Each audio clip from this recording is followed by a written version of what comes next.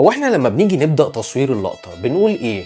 بنقول مثلا يلا بينا يا جماعة عايزين نصور، بننده مثلا على واحد يلا يا حسام يلا يا ابراهيم عايزين نصور. ايه اللي بيحصل بالظبط علشان كلنا بنبقى عارفين ان الكاميرا بتصور دلوقتي؟ تعالوا نشوف بنقول ايه واحنا بنصور اللقطة بشكل عملي. دلوقتي احنا نبدأ ناخد اول تيك، محتاجين بقى نطفي الاضاءات بتاعة الاستوديو ونبدأ ننور الاضاءات بتاعتنا، ومحتاجين برضو الهيز يشتغل. هنستخدم الكلاك مهم قوي ان هو يكون واضح في الكادر. بتبدأ الصوت داير، بعد كده الكاميرا لازم يكون قدامها الكلاك قبل ما تدوس رولينج، وبيقول كاميرا از رولينج، وبعد كده الكلاك بيتقال.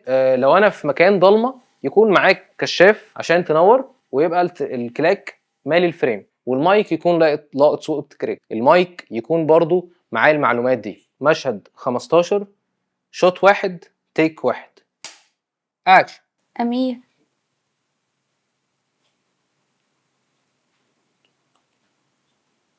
أمير، أنا بكلمك على فكرة.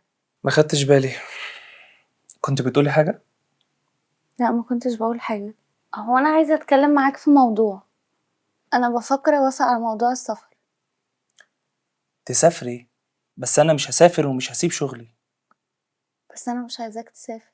مش مرتاحة، يبقى نتكلم ونحل المشكلة. افهم، مش الشغل هو السبب. أتمنى يعني ننفصل باحترام.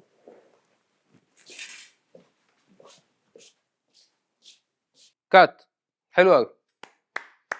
لو خدت اول تيك حلو هيبقى فيه one more for safe، لان غالبا ممكن يكون في عيب احنا ما خدناش بالنا منه خالص، سواء في السكريبت، سواء في حركه الكاميرا، سواء ممكن يكون الشادو بتاع البوم ظهر، او في اي سبب. فانت لازم تاخد تيك كمان. فده اللي احنا هنعمله.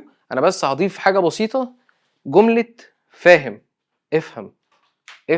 فاحنا عايزين نبين ان انت يعني هو مش مستوعب. افهم وكأنه طفل صغير. تمام. ساوندز رولينج، كاميرا رولينج، سين 5 شوت 1 تيك 2. افهم يا أمير، أنا دلوقتي مش مرتاحة معاك. أتمنى ننهي كل حاجة بينا باحترام.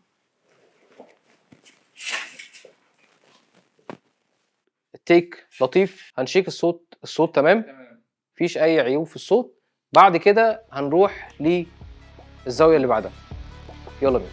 واستنوني الحلقه الجايه، ولو عجبتك الحلقه دي ما تنساش تعمل لايك وشير وسبسكرايب او اشتراك علشان تشوف الحلقات الجايه ومفيش حاجه تفوتك، وادعي لي دعوه حلوه من قلبك، واشوفكم الحلقه الجايه.